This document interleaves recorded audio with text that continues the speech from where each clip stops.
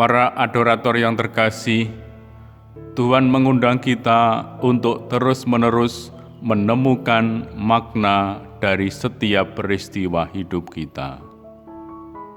Karena itu perlulah kita terus membaca buku-buku atau surat kabar secara rohani.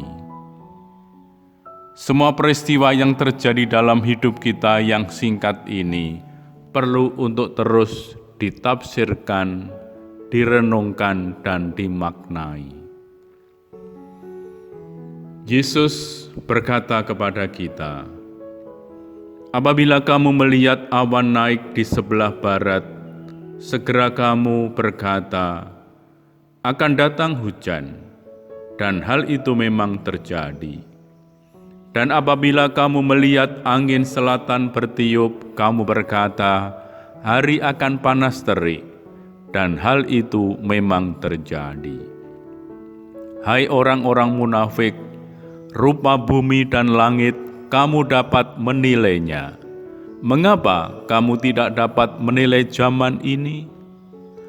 Lukas bab 12 ayat 54 sampai dengan 56. Para saudara, di sini terletak tantangan yang sesungguhnya.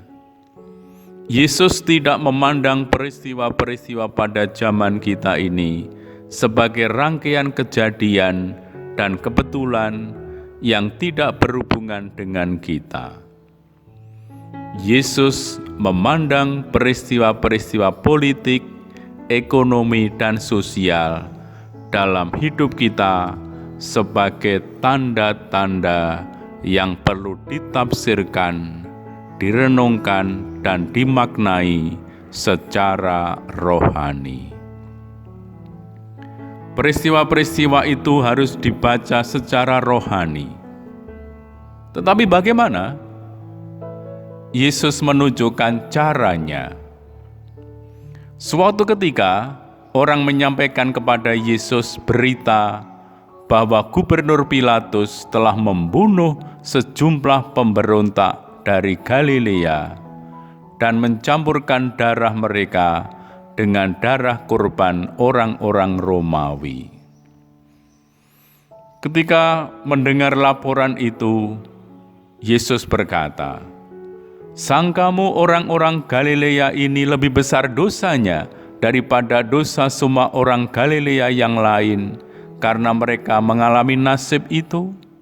Tidak, kataku kepadamu, tetapi jikalau kamu tidak bertobat, kamu semua akan binasa atas cara demikian." Yesus tidak menafsirkan peristiwa itu secara politis, melainkan secara rohani. Ia berkata, yang terjadi itu mengundang kamu untuk bertobat. Dan inilah arti yang paling dalam dari sejarah, yakni undangan yang terus-menerus memanggil kita untuk berbalik dan mengarahkan hati kita kepada Allah. Dengan demikian, kita menemukan makna penuh dari hidup kita. Para saudara yang terkasih, apakah orang-orang Yahudi yang dibunuh di ruang-ruang gas dalam kamp konsentrasi Nazi lebih berdosa daripada kita? Lalu bagaimana juga dengan orang-orang yang dibunuh oleh tentara dan jutaan orang-orang Afrika yang mati kelaparan? Ini adalah pertanyaan-pertanyaan dari bawah. Pertanyaan-pertanyaan yang kita ajukan kalau kita ingin menghitung-hitung siapa yang lebih baik atau lebih buruk daripada kita. Ini bukanlah pertanyaan-pertanyaan Allah. Allah tidak meminta kita untuk merumuskan tempat atau peran kita yang kecil dalam kemanusiaan atau dalam pertentangan dengan yang lain. Pertanyaan Allah adalah, apakah kamu membaca tanda-tanda pada zamanmu sebagai tanda-tanda yang mengundang kamu untuk menyesal dan bertobat? Yang penting ialah kesediaan kita untuk membiarkan penderitaan yang begitu hebat dari saudari-saudara kita ini, supaya semuanya itu membebaskan kita dari sikap kesombongan, sikap mengadili dan menghakimi, dan memberikan kepada kita hati yang lembut dan rendah hati seperti hati Yesus sendiri. Kita menggunakan banyak waktu untuk menentukan sikap kita mengenai orang lain. Pertukaran pendapat yang terus-menerus mengenai orang lain yang dekat maupun yang jauh membuat kita terganggu dan menyebabkan kita mengesampingkan kebenaran bahwa kita sendirilah yang pertama-tama harus mengubah hati, dan bahwa hati kita itu sendirilah yang dapat kita ubah. Kita selalu berkata, bagaimana dengan dia? Bagaimana dengan mereka itu? Bagaimana dengan orang-orang itu? Kembali barangkali kita bisa belajar dari apa yang dikatakan Yesus kepada kita, sebagaimana Ia katakan kepada Petrus yang ingin tahu apa yang akan terjadi pada Yohanes. Yesus mengatakan kepada Petrus, itu bukan urusanmu, tetapi engkau ikutlah aku.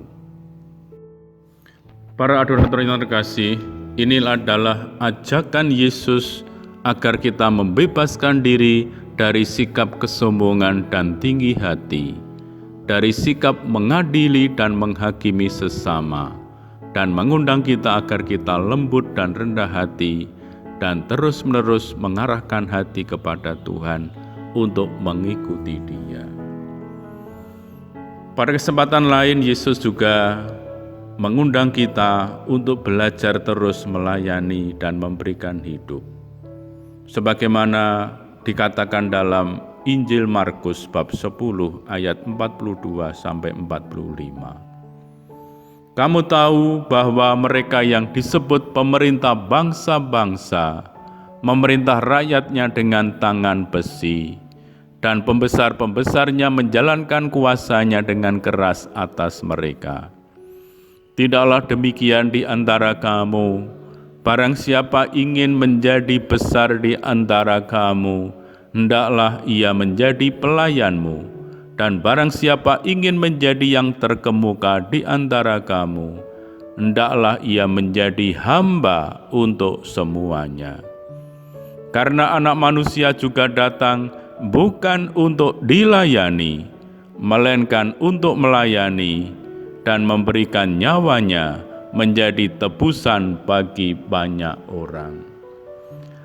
Nah, para adorator yang terkasih, di tengah-tengah situasi pandemi saat ini, kita diundang untuk terus bertobat, untuk terus mengikuti Yesus. Dan inilah arti yang paling dalam dari makna hidup kita.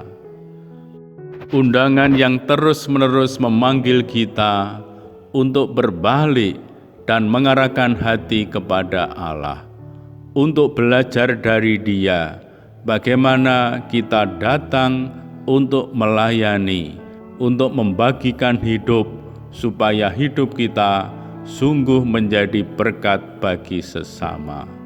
Maka dengan demikian, kita akan semakin menemukan makna hidup, makna yang penuh dari hidup kita. Tuhan memberkati kita semua.